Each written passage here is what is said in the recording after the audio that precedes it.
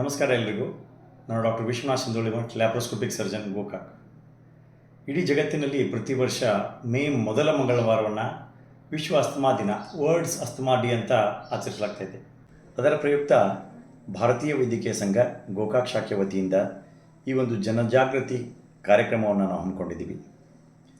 ಈ ಒಂದು ಕಾರ್ಯಕ್ರಮದಲ್ಲಿ ನಾವು ಶ್ವಾಸಕೋಶ ತಜ್ಞರಾದಂತಹ ಡಾಕ್ಟರ್ ಸಂದೀಪ್ ದಂಡಿನ್ ಅವರನ್ನು ಸಂದರ್ಶನ ಮಾಡ್ತಾ ಇದ್ದೀವಿ. ಅದರ ಜೊತೆಗೆ ಚಿಕ್ಕ ಮಕ್ಕಳ ತಜ್ಞರಾದಂಥ ಡಾಕ್ಟರ್ ಪ್ರೇಮಿತಾ ಮುರುಗೋಡ್ ಅವರನ್ನು ಸಂದರ್ಶನ ಮಾಡ್ತಾ ಇದ್ದೀವಿ. ಇವರಿವರ ಸಂದರ್ಶನದಲ್ಲಿ ಅಸ್ತಮಾ ರೋಗಗಳ ಬಗ್ಗೆ ಹೆಚ್ಚಾಗಿ ತಿಳಿದುಕೊಳ್ಳೋಣ ಬನ್ನಿ. ಧನ್ಯವಾದ ಡಾಕ್ಟರ್ ಸಂದೀಪ್ ದಂಡಿನ್ ಅವರೇ, ಈ ಒಂದು ಕಾರ್ಯಕ್ರಮಕ್ಕೆ ಬಂದಿದ್ದಕ್ಕೆ. ಈ ಅಸ್ತಮಾ ಅಂದರೆ ಏನು ಅಂತ ಸ್ವಲ್ಪ ವಿವರಿಸ್ತೀರಾ? ನಮಸ್ಕಾರ, ನಾನು ಡಾಕ್ಟರ್ ಸಂದೀಪ್ ಲಕ್ಷ್ಮಣ್ ದಂಡಿನ್ ಅಂತ. ನಾನು ಶ್ವಾಸಕೋಶ ತಜ್ಞ. ಈ ಅಸ್ತಮಾ ಬಗ್ಗೆ ಜನಸಾಮಾನ್ಯರಲ್ಲಿ ಇರುವ ಪ್ರಶ್ನೆಗಳಿಗೆ ಅದರ ಬಗ್ಗೆ ಇನ್ಫಾರ್ಮೇಶನ್ ಕೊಡಲು ನಾನು ಇವತ್ತು ಪ್ರಯತ್ನಿಸುತ್ತೇನೆ. ಅಸ್ತಮಾ ಅಂದ್ರೆ ಒಂದು ದೀರ್ಘಕಾಲಿಕ ಶ್ವಾಸಕೋಶದ ರೋಗ. ಇದರಲ್ಲಿ ಶ್ವಾಸನಾಳಗಳು ಉರಿಯುತ್ತವೆ, ಮತ್ತೆ ಶ್ವಾಸನಾಳದ ಸುತ್ತಳತೆ ಕಮ್ಮಿ ಆಗುತ್ತದೆ, ಮತ್ತೆ ಕಫ ಹೆಚ್ಚಿಗೆ ತಯಾರಾಗುತ್ತದೆ. ಇಂಗ್ಲಿಷ್ ನಲ್ಲಿ ಹೇಳಬೇಕಂದ್ರೆ 3 ಮೆಕ್ಯಾನಿಸಮ್ಸ್: ಬ್ರಾಂಕೋಸ್ಪಾಸಮ್, ಇನ್ಫ್ಲಮೇಷನ್ ಅಂಡ್ ಮ್ಯೂಕಸ್ ಹೈಪರ್ಸೆಕ್ರೇಷನ್ ಆಗುತ್ತದೆ. ಇವು ಮೂರುಗಳು ಸೇರಿ ಅದು ಶ್ವಾಸನಾಳಗಳನ್ನು ಉಸಿರಾಟಕ್ಕೆ ತೊಂದರೆಗೆ ಒಳಪಡಿಸುತ್ತದೆ. ಧನ್ಯವಾದಗಳು. ಅಸ್ತಮಾ ಹೇಗೆ ಬರುತ್ತೆ, ಈ ಅಸ್ತಮಾ ರೋಗಿಯ ಲಕ್ಷಣಗಳು ಏನು ಅಂತ ನೀವು ಸ್ವಲ್ಪ ಅದನ್ನು ದಯವಿಟ್ಟು ವಿವರಿಸ್ತೀರಾ? ಅಸ್ತಮಾ ಒಂದು ಹೆರಿಡಿಟರಿ ಡಿಸೀಸ್, ಅಂದ್ರೆ ವಂಶ ಪಾರಂಪರ್ಯವಾಗಿ ಬರುವುದು.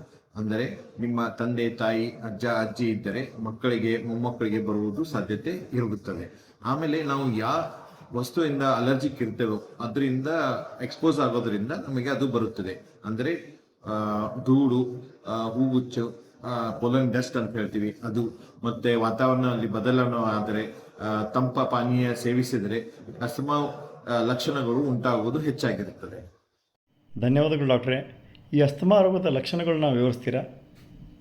ಅಸ್ತಮಾ ರೋಗದ ಲಕ್ಷಣಗಳೇನೆಂದರೆ ತಕ್ಷಣ ಉಸಿರಾಟದ ತೊಂದರೆ ಆಗುವುದು, ಮೂಗು ಸೋರುವುದು, ಮೂಗು ಕಟ್ಟುವುದು, ಗಂಟ್ಲು ಕೆರೆತ, ಕೆಮ್ಮು, ಇವು ಎಲ್ಲ ಲಕ್ಷಣಗಳು ರಾತ್ರಿ ಆದರೆ ಹೆಚ್ಚಾಗುತ್ತವೆ. ಅಸ್ತಮಾ ಅಟ್ಯಾಕ್ ಬರುವುದನ್ನು ನಾವು ತಡೆಗಟ್ಟಲು ಏನೇನು ಮಾಡಬೇಕು ಅಂತ ಸ್ವಲ್ಪ ವಿವರಣೆ ಕೊಡ್ತೀರಾ? ನಾವು ಧೂಳು, ಧೂಮಪಾನ ಮತ್ತು ಗಾಳಿ ಮಾಲಿನ್ಯದಿಂದ ದೂರ ಇರಬೇಕು. ನಮಗೆ ಯಾವ ವಸ್ತುವಿನಿಂದ ಅಲರ್ಜಿ ಇರುತ್ತದೆಯೋ ಆ ಅಲರ್ಜಿಯಿಂದ ದೂರ ಇರಬೇಕು. ನಾವು ಧೂಮಪಾನ, ಮದ್ಯಪಾನವನ್ನು ಮಾಡಬಾರದು. ಏನಾದ್ರು ಶೀತ, ನೆಗಡಿ, ಕೆಮ್ಮು ಬಂದ್ರೆ ತಕ್ಷಣವೇ ವೈದ್ಯರ ಬಳಿ ಹೋಗಿ ತೋರಿಸಿಕೊಳ್ಳಬೇಕು, ಮತ್ತೆ ಅದಕ್ಕೆ ಚಿಕಿತ್ಸೆ ಪಡೆದುಕೊಳ್ಳಬೇಕು. ಧನ್ಯವಾದಗಳು.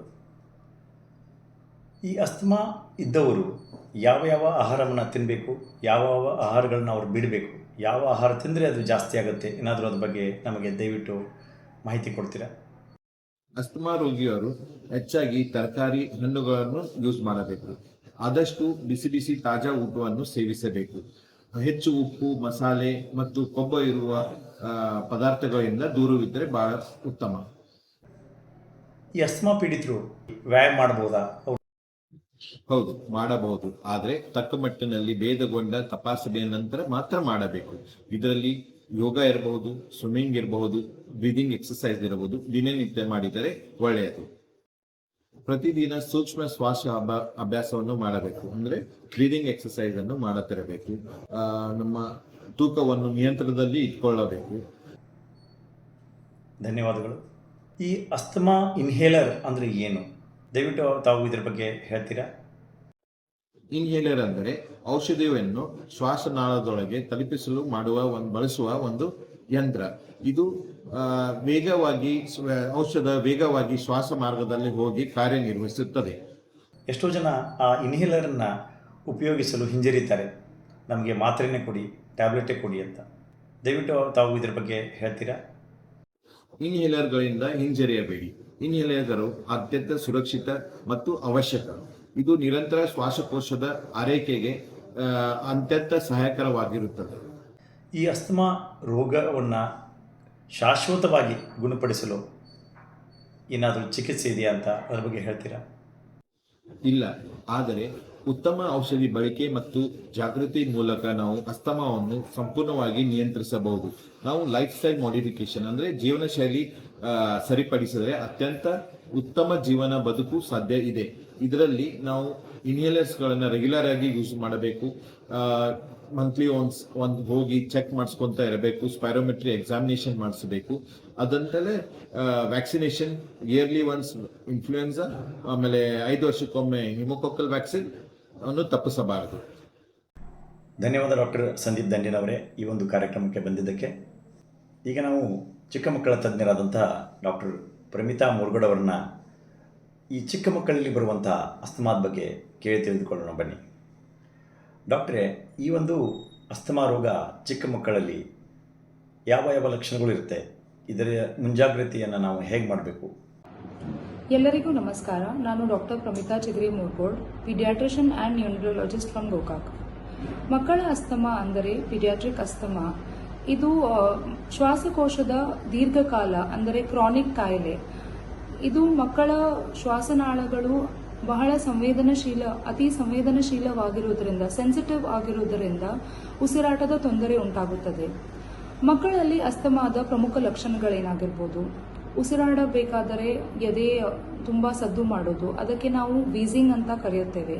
ರಾತ್ರಿ ವೇಳೆ ಹೆಚ್ಚು ಕೆಮ್ಮು ಬರೋದು, ಅಂದರೆ ಪದೇ ಪದೇ ಸೀನು ಅಥವಾ ಕೆಮ್ಮು ಬರೋದು, ಇದು ಲಕ್ಷಣಗಳಾಗಿರ್ಬೋದು.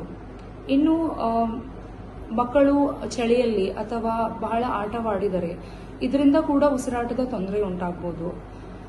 ಸ್ಟ್ರಾಂಗ್ ಫ್ಯಾಮಿಲಿ ಹಿಸ್ಟ್ರಿ ಅಂದರೆ ಸಂಬಂಧಿಕರಲ್ಲಿ ಅಸ್ತಮಾ ಇದ್ದರೆ ಇದರಿಂದ ಕೂಡ ಬರ್ಬೋದು. ತಂದೆ ಅಥವಾ ತಾಯಿ ಒಬ್ಬರಿಗೆ ಇದ್ದರೆ 25% ಚಾನ್ಸ್ ಇರುತ್ತದೆ ಅಸ್ತಮಾ ಬರೋದು. ಇನ್ನು ಇಬ್ಬರಿಗೂ ಇದ್ದರೆ 50% ಚಾನ್ಸ್ ಇರುತ್ತದೆ ಮಕ್ಕಳಿಗೆ ಅಸ್ತಮಾ ಉಂಟಾಗೋದು. ಅಸ್ತಮಾದ ಕಾರಣಗಳು ಅಂದರೆ ಟ್ರಿಗರ್ಸ್ ಏನಾಗಿರ್ಬೋದು? ಮೊದಲನೇದಾಗಿ ಧೂಳು. ಇದಕ್ಕೆ ನಾವು ಹೌಸ್ ಡಸ್ಟ್ ಮೈಟ್ ಅಂತ ಕರೆಯುತ್ತೇವೆ. ಇದು ಸಣ್ಣ ಸಣ್ಣ ಹುಳ ಇರುತ್ತದೆ. ಇದು ಹಾಸಿಗೆಯಲ್ಲಿರ್ಬೋದು, ಸ್ವೆಟರ್ಸ್ ಅಲ್ಲಿರ್ಬೋದು, ಕಂಬಳಿಯಲ್ಲಿರ್ಬೋದು, ಅಥವಾ ಮನೆಯಲ್ಲಿ ಯಾವುದಾದ್ರೂ ಸಾಕು ಪ್ರಾಣಿ, ನಾಯಿ ಅಥವಾ ಬೆಕ್ಕು ಇದ್ದರೆ ಇದರಿಂದ ಕೂಡ ಬರ್ಬೋದು.